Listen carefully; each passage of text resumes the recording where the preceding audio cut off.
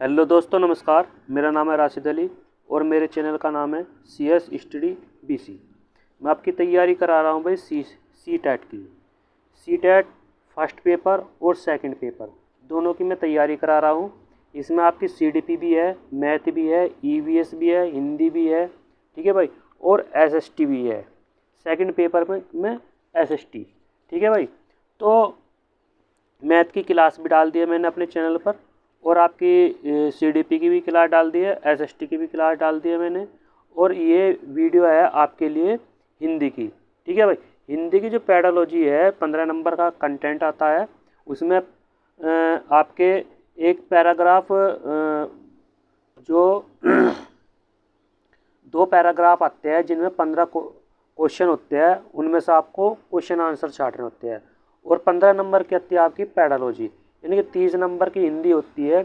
और इस 30 नंबर में पेडालॉजी अगर आप समझ गए तो आपके लिए बहुत ही आसान हो जाता है, ठीक है भाई। सॉरी। क्योंकि पेडालॉजी एक ऐसा भाग है, क्योंकि 150 नंबर में से 75 नंबर की पेडालॉजी आपकी आती है पूरे पेपर में, और 75 नंबर का आता है इसमें कंटेंट, ठीक है भाई। हर भाग में 15 नंबर की पेडालॉजी रहेगी। जैसे आपका CDP है, ठीक है, अगर CDP है तो CDP में भी आपका 15 नंबर की पेडालॉजी रहेगी, 15 नंबर का रहेगा कंटेंट, ठीक। ऐसे ही आपका हिंदी है, हिंदी ले लो, EVS ले लो, आपका मैथ ले लो, ठीक है। संस्कृत या लैंग्वेज जो दूसरी बचती है, इंग्लिश है, आपकी संस्कृत है, उर्दू है, या और कोई सी भाषा है, उसमें भी 15 नंबर का कंटेंट आता है और 15 नंबर की पेडालॉजी आती है। इस तरह कुल मिलाकर के 75 नंबर की पेडालॉजी होती है, 75 नंबर का कंटेंट होता है। अगर हम 75 नंबर में से 65 और 70 के बीच में 65 और 70 के बीच में लेते हैं तो हमारे जो चांस होते हैं सी टेट का पेपर निकलने के लिए वो बहुत ही जल्दी होते हैं। क्योंकि जनरल वालों के लिए तो चाहिए भाई 90 नंबर, ठीक है भाई। जनरल वालों के लिए चाहिए 90 नंबर, और OBC SC ST, ठीक है, इन सब और हैंडीकैप उन सब के लिए चाहिए आपको 82 मार्क्स, ठीक है। कितने चाहिए भाई? जनरल वालों के लिए चाहिए 90 नंबर, 90 नंबर पर क्लियर हो जाएंगे आप, ठीक। और OBC, ठीक भाई, OBC SC ST और आपका जो PH वाले कैंडिडेट है उन सब के लिए 82 मार्क्स लाना आवश्यक है, जब भी आप क्वालिफाई मन हो जाएंगे, ठीक है। तो आपको 90 नंबर से ज़्यादा लाने हैं, यानी कि 120 की तैयारी करनी है, ठीक है। क्योंकि आपको मैं एक चीज़ और मैं बता दूं, अभी फ़िलहाल दिल्ली के अंदर वैकेंसी आने वाली थी, ठीक है, जिसमें बोल रहे थे कि 12,000 वैकेंसी आने वाली है दिल्ली DSSB के अंदर, ठीक है। इसमें से कम सबसे ज़्यादा जो वैकेंसी रहेगी वो रहेगी आपकी TGT की। किसकी रहेगी भाई? TGT की।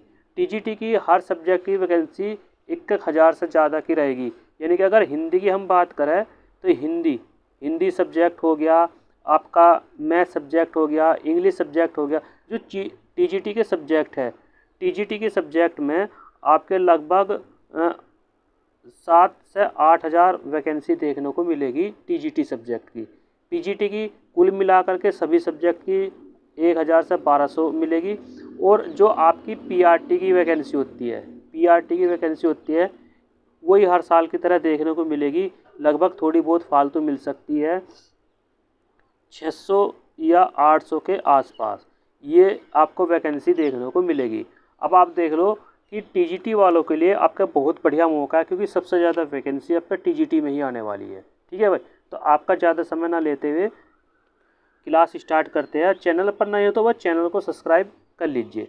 आपका पहला पेपर है कि पूरी पाठ्यचर्या में डैश डैश में भाषा की भूमिका, ठीक है भाई।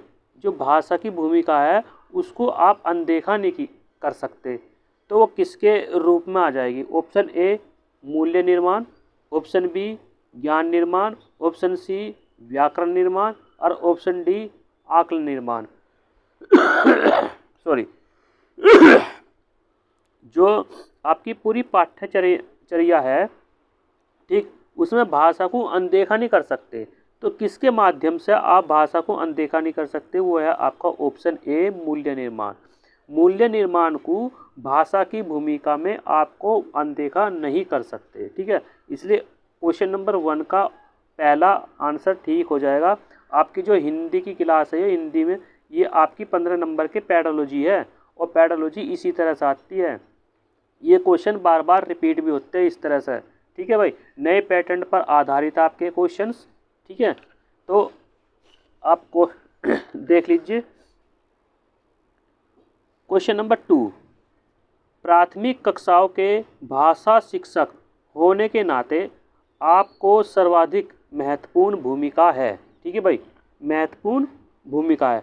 ऑप्शन ए, बच्चों की भाषाई क्षमता के विकास के लिए तरह तरह के अवसर जुटाना। ऑप्शन बी, बच्चों को वाद विवाद के लिए तैयार करना। ऑप्शन सी, विद्यार्थियों को सर्वाधिक अंक प्राप्त करने के लिए तैयार करना। और ऑप्शन डी, कक्षा में पाठ्य पुस्तक का अच्छी तरह से निर्वाह करना। अब आपको क्वेश्चन नंबर 2 में निगेटिव शब्द की भी पहचान करनी है कि निगेटिव शब्द है कौन से, ठीक है। अब देखो, ये कह रहा कि आपका प्राथमिक कक्षा है और उसमें भाषा शिक्षक होने के नाते, ठीक है भाई, आपको सर्वाधिक महत्वपूर्ण किसकी भूमिका आपको निभानी पड़ेगी। सबसे पहला ऑप्शन है, बच्चों की जो भाषाई क्षमता है उनके विकास के लिए तरह तरह के अवसर जुटाने पड़ेंगे, ठीक है। वैसे तो आपका क्वेश्चन नंबर 2 का आंसर ए राइट हो जाएगा, क्योंकि अवसर जुटाने की बात करी है इसमें, यानी कि पॉजिटिव बात है विकास के लिए, क्योंकि विकास जरूरी है बच्चे का, ठीक है, भाषा के क्षमता के आधार पर, और तरह तरह के अवसर जुटाने पड़ेंगे उस शिक्षक को। दूसरा ऑप्शन क्या कह रहा है भाई, दूसरा ऑप्शन कह रहा है बच्चों के वाद विवाद के लिए तैयार करना होगा। देखो, अगर वाद विवाद के लिए तैयार करना है बच्चे को, तो ये आपका निगेटिव शब्द हो जाएगा, क्योंकि बच्चा कुछ नहीं सीख पाने का, ठीक है, हर चीज़ वो निगेटिव सीखेगा। ऑप्शन सी, विद्यार्थियों को सर्वाधिक अंक प्राप्त करने के लिए तैयार करना, ठीक, उन पर जोर जबरदस्ती नहीं कर सकते कि आप अधिक से अधिक अंक प्राप्त करके लाओ, क्योंकि उनको इन्वायरमेंट में ऐसे छोड़ दो कि बच्चे का अपना आप ही जी लग जाए पढ़ने के लिए। तो इसलिए NCF 2005 और NEP 2020 बिल्कुल साफ मना करता है इस तरह के प्रोग्रेस के लिए। कक्षा में पाठ्य पुस्तक को अच्छी तरह से निर्वाह करना, ये भी आपका गलत है।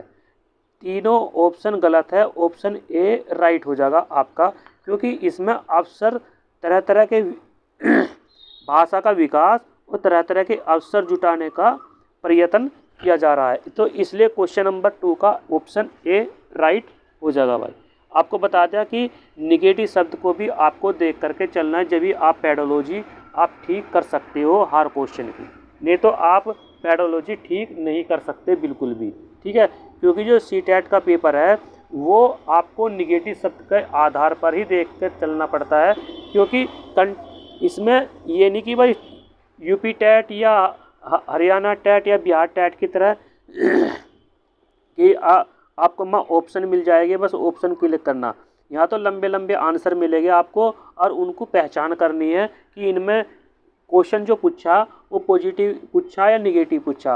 अगर पॉजिटिव पूछा तो पॉजिटिव ही आंसर की देखने की संभावना करनी पड़ेगी आपको, अगर निगेटिव पूछा तो निगेटिव शब्द की देखने की वो करनी पड़ेगी। तो इसलिए आप ये ध्यान रखना, क्योंकि निगेटिव शब्द का ध्यान रखना जरूरी है। क्वेश्चन नंबर 3, दूसरी कक्षा में पढ़ने वाला रोहित है, यानी कि कक्षा दूसरी में पढ़ने वाला रोहित है, हिंदी की कक्षा में अपनी मातृभाषा में बात करता है, तो आप क्या करोगे, ठीक है भाई। अब इसमें आपकी भूमिका पूछ रहा है कि क्या करो। ऑप्शन ए, उसकी भाषा को समझने की कोशिश करेंगे। ऑप्शन बी, बाकी बच्चों से उसकी भाषा सीखने के लिए कहेंगे, उसे काटेंगे कि वह कक्षा में मातृभाषा का प्रयोग न करे और उसे बिल्कुल अनदेखा कर पढ़ाते रहेंगे। सपोज करो आपका जैसे अब KVS के इंटरव्यू चलेंगे, KVS के जो TGT PGT के इंटरव्यू चल रहे हैं और चलने वाले हैं, तो उसमें आपको अगर दूसरे राज्य में भेज दिया जाए तो आपको ये नहीं कहा जाएगा कि भाई आप ये क्योंकि आपको वहाँ की मातृभाषा सीखनी पड़ेगी। तो ये पूछना चाह रहा कि दूसरी कक्षा का जो बच्चा है रोहित, वो अपनी मातृभाषा में बात करेंगे तो आप उसके साथ कैसा व्यवहार करोगे। और इसमें आपका देखो ऑप्शन ए राइट हो जाएगा, क्योंकि उसकी भाषा को समझने की कोशिश करेंगे। क्योंकि आपका सिलेक्शन कर दिया गया है दूसरे राज्य में, जैसे आप यहाँ हिंदी बोलते हो और आपको भेज दिया इधर तमिलनाडु या कर्नाटक की साइड में, वहाँ से हिंदी भाषा नहीं बोलते, तो आपको वहाँ की लैंग्वेज सीखनी पड़ेगी, कोशिश करनी पड़ेगी, समझने की कोशिश करनी पड़ेगी। ठीक है। अब देखो ऑप्शन बी में क्या करा, बाकी बच्चों से उसकी भाषा सीखने के लिए कहेंगे, बिल्कुल भी नहीं कहेंगे। ठीक है भाई। ऑप्शन सी में क्या कर रहा है, उसे काटेंगे कि वह कक्षा में मातृभाषा का प्रयोग न करे। न करेगी यानी कि निगेटिव शब्द है, ये भी आपका गलत हो जाएगा। उसे बिल्कुल अनदेखा कर पढ़ाते रहेंगे, बिल्कुल नहीं कर सकते इस तरह, क्योंकि ऐसा हम कर ही नहीं सकते। तो ऑप्शन ए राइट हो जाएगा भाई इसमें आपका। क्वेश्चन नंबर 4, पढ़ना सीखने के लिए कौन सा उपकौशल नहीं है। उपकौशल पूछ रहा भाई, इसमें से आपका उपकौशल कौन सा नहीं है। ऑप्शन ए भावनात्मक संबंध, पढ़ने के लिए पूछ रहा कि पढ़ने के लिए इनमें से आपका उपकौशल नहीं है। ऑप्शन बी वर्णमाला याद करने का कौशल। ऑप्शन सी अनुमान लगाने का कौशल। ऑप्शन सी भाषा की संरचना की समझ। ठीक है भाई। क्वेश्चन में पूछा कि नहीं है, तो आपको नहीं ही आपको देखना है कि कौन सा वो आपका नहीं निगेटिव आंसर है। उपकौशल नहीं है, तो देखो पढ़ने के लिए भावनात्मक संबंध होना जरूरी है, ये भी सही है बिल्कुल आपका। ठीक। अनुमान लगाने का कौशल है, ये भी सही है आपका। भाषा की संरचना की समझ, ये भी सही है।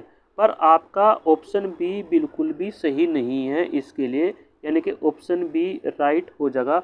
वर्णमाला को याद करना एक निगेटिव शब्द है और आंसर में भी निगेटिव ही पूछा कि नहीं है, तो इसलिए वर्णमाला याद करने का कौशल नहीं है, इसलिए ऑप्शन बी बिल्कुल राइट हो जाएगा। बाकी ऑप्शन इसमें पॉजिटिव है। ठीक है भाई। क्वेश्चन नंबर 5, द्विभाषिक के बच्चे डैश विकास, सामाजिक संहीनता और चिंतन में अपेक्षाकृत बेहतर होते हैं। ठीक है भाई। जो दो भाषाई बच्चे होते हैं, यानी कि दो भाषाओं का ज्ञान रखते हैं, ठीक, तो उनके लिए पूछ रहा कि वो किस तरह के बेहतर बच्चे होते हैं।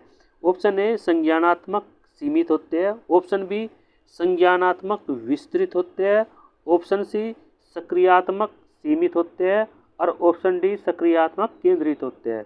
तो इसमें आपका आंसर हो जाएगा बी, संज्ञानात्मक तो यहाँ से आ जाएगा और विस्तृत यहाँ से आ जाएगा। ऑप्शन बी इसमें बिल्कुल राइट हो जाएगा भाई। क्वेश्चन नंबर 6, निम्नलिखित में से किसके अभाव में हम पढ़ नहीं सकते, यानी कि वो कौन सी चीज़ है जिसके अभाव में हम पढ़ लिख नहीं सकते। नहीं सकते तो नहीं शब्द है, तो वो इसमें ऑप्शन छांटना पड़ेगा, वे कौन कौन से नहीं है। ऑप्शन ए लिपि से परिचय। ऑप्शन बी भार खड़ी से परिचय। ऑप्शन सी वर्णमाला की क्रमबद्धता का ज्ञान। और ऑप्शन, क्योंकि भाई ये यहाँ गलती हो गया, ऑप्शन डी संयुक्त अक्षरों की पहचान। ठीक है भाई। अब देखो जिसके अभाव में हम पढ़ नहीं सकते, एक तो है लिपि। लिपि का होना जरूरी है, बिना लिपि के हम पढ़ ही नहीं सकते। जैसे हमारी जो लिपि है क्या है, देवनागरी लिपि है, यानी कि हिंदी जो है वो देवनागरी लिपि है, और उस देवनागरी लिपि के द्वारा ही हम पढ़ लिख सकते हैं कि भाई ए कि ये ए है, यो आ है, यो ई है, क्योंकि हमें पता है कि हमारी जो लिपि है वो ये है।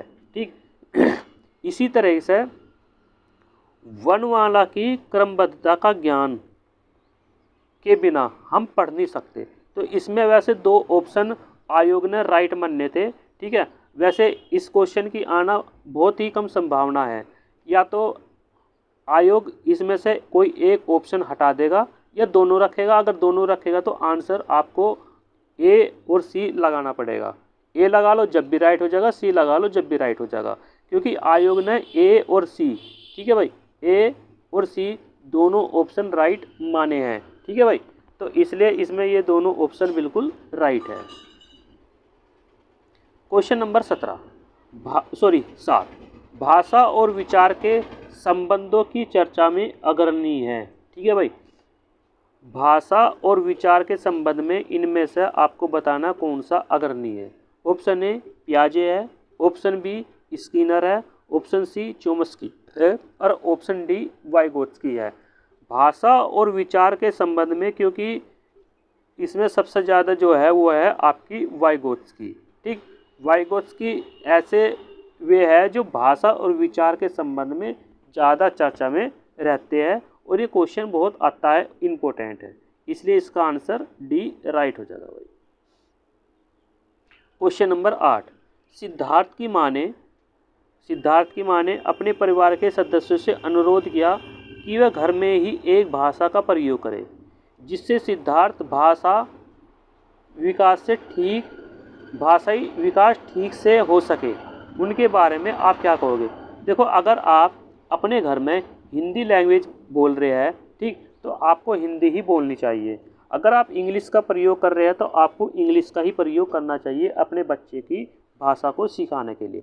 तो अगर मान लिया आप जिस क्षेत्र से हो तो आप अपने बच्चों के सामने उसी क्षेत्र की भाषा को सिखाने की कोशिश करेंगे। तो ये सिद्धार्थ की माँ कह रही है कि आप सभी अपने सदस्यों से बोल रही है कि आप उसी एक ही भाषा का प्रयोग करो। अगर आप सभी इंग्लिश बोल रहे हो तो इंग्लिश ही बोल लो, आप उर्दू बोल रहे हो तो उर्दू ही बोल लो, अगर आप संस्कृत में बात कर रहे हो तो संस्कृत में ही बात करो, ना कि किसी दूसरी लैंग्वेज में। ठीक है, तो इसमें ऑप्शन देखते हैं भाई, ऑप्शन कौन सा राइट हो जाएगा। ऑप्शन ए, वह सिद्धार्थ को समृद्ध भाषा परिवेश से वंचित कर रही है। ऑप्शन बी, यह सिद्धार्थ के भाषिक परिवेश में किसी प्रकार का अनुरोध नहीं चाहती। ठीक है भाई। ऑप्शन सी, यह सिद्धार्थ के भाषाई विकास के लिए विशेष पर्यटन कर रही है। पर्यटन है भाई, ये क्या है भाई? पर्यटन है। और ये कह रहा वह भाषा अर्जुन के सिद्धांतों की गहरी समझ रखती है। वैसे तो इसमें ऑप्शन बी राइट हो जाएगा। वो कह रही है कि भाई सिद्धार्थ की जो भाषिक परिवेश है वो किसी भी प्रकार का अनुरोध नहीं करना चाहती। ठीक है, तो ऑप्शन बी बिल्कुल राइट हो जाएगा भाई इसमें आपका। क्वेश्चन नंबर 9, प्राथमिक स्तर पर भाषा शिक्षण के संदर्भ में सर्वाधिक महत्वपूर्ण है कि बच्चे ऑप्शन ए, लिखी या छपी सामग्री का अर्थ समझ सके। ऑप्शन बी, लिखी छपी सामग्री को बोल बोल कर पढ़ सके। ऑप्शन सी, अक्षरों को जोड़ जोड़ कर पढ़ सके। ऑप्शन डी, शब्दों को जोड़ जोड़ कर वाक्य पढ़ सके। अब देखो, इसमें कह रहा है कि जो प्राथमिक स्तर पर भाषा शिक्षण के संदर्भ में सर्वाधिक महत्वपूर्ण है कि बच्चे क्या कर सके भाई? बच्चे लिखी और छपी सामग्री का अर्थ समझ सके। यानी कि जो आप बच्चे को हमने जो किताब दी है उस किताब पर आपने ए भी लिखा और नीचे चित्र बना दिया कि यो ए है। ठीक, ए को क्या बोल लेंगे आप? जैसे ऐसे अनार हो गया, ऐसे आम हो गया। ठीक है, तो इसमें वो बोल रहा है कि लिखी और छपी सामग्री का बच्चा अर्थ अच्छे से समझ सके। तो इसलिए ऑप्शन ए इसमें बिल्कुल राइट हो जाएगा। ना तो आपका बी ऑप्शन राइट होगा, ना सी हो जाएगा, ना डी हो जाएगा। ठीक है भाई। क्वेश्चन नंबर 10, प्राथमिक स्तर पर लेखन क्षमता। ठीक है भाई, लेखन क्षमता के संदर्भ में सर्वाधिक महत्वपूर्ण कौन सा है भाई? आपकी लेखन क्षमता पूछ रहा है, यानी कि राइटिंग। क्या पूछ रहा है? आपकी राइटिंग पूछ रहा है भाई। तो राइटिंग के बारे में पूछ रहा। ऑप्शन ए वर्तनी है, ऑप्शन बी मौलिक विचार है, ऑप्शन सी श्रुतलेख है और ऑप्शन डी सुलेख है। ठीक है भाई, तो इसमें आपका ऑप्शन बी और ऑप्शन डी राइट हो जाएगा। क्या हो जाएगा? ऑप्शन बी और ऑप्शन डी राइट हो जाएगा। मौलिक विचार है और सुलेख है, क्योंकि आयोग ने इस क्वेश्चन में भी ये दो ऑप्शन राइट माने थे। ठीक, और ये क्वेश्चन नंबर 10, इसमें आपके इन दोनों ऑप्शन को राइट माने थे, ऑप्शन बी और ऑप्शन डी। अगर आप ऑप्शन बी को राइट करते हैं जब भी आपका क्वेश्चन सही हो जाएगा, और ऑप्शन डी को क्लिक करते हैं तो जब भी आपका ऑप्शन सही हो जाएगा क्वेश्चन। ठीक है भाई। क्वेश्चन नंबर 11, निम्नलिखित में से कौन सी गतिविधि श्रवण एवं वाचन कौशल के विकास के लिए सर्वाधिक उपयुक्त होगी। अगर भाई चैनल पर नए हो तो चैनल को जरूर से जरूर सब्सक्राइब कर लीजिए, क्योंकि आपकी हिंदी की पैडालॉजी चल रही है। ठीक है भाई। तो क्वेश्चन नंबर 11 ये कह रहा है कि रेडियो समाचार सुनना, क्या कह रहा है भाई, ये कह रहा है कि आपकी जो गतिविधि है वो श्रवण और वाचन कौशल के विकास के लिए सर्वाधिक उपयुक्त होगी। तो इसमें ऑप्शन क्या कह रहा है, रेडियो समाचार सुनना। ऑप्शन बी कह रहा कहानी सुनकर उस पर बच्चों की प्रतिक्रिया जानना। ऑप्शन सी हाव भाव के साथ कविता बुलवाना। और ऑप्शन डी प्रश्नोत्तर यानी कि सत्र आयोजित करना। अब देखो ये कह रहा कि श्रवण का मतलब है कि किसी चीज़ को सुनना, और वाचन कौशल में क्या करा, बच्चों की फीडबैक तैयार करना। तो ऑप्शन बी राइट हो जाएगा। कौन सा हो जाएगा भाई, ऑप्शन बी राइट हो जाएगा, क्योंकि रेडियो समाचार सुनना ये भी गलत है इसमें आपका, हाव भाव के साथ कविता बुलवाना ये भी गलत है आपका, और प्रश्न सत्र आयोजित करना ये भी गलत है आपका। तो इसमें ऑप्शन बी बिल्कुल राइट हो जाएगा भाई आपका। क्वेश्चन नंबर 12, वाणी डैश होती है और लिखित भाषा की तुलना में काफ़ी तेज बदलती रहती है। ठीक है भाई। क्वेश्चन नंबर 12 का ऑप्शन जो है, पहला ऑप्शन है गौण, दूसरा ऑप्शन है स्थिर, तीसरा ऑप्शन है अस्थायी, और चौथा ऑप्शन है स्थायी। तो इसमें आपका जो वाणी है वो स्थिर रहती है। ठीक है भाई। ऑप्शन बी बिल्कुल राइट हो जाएगा आपका।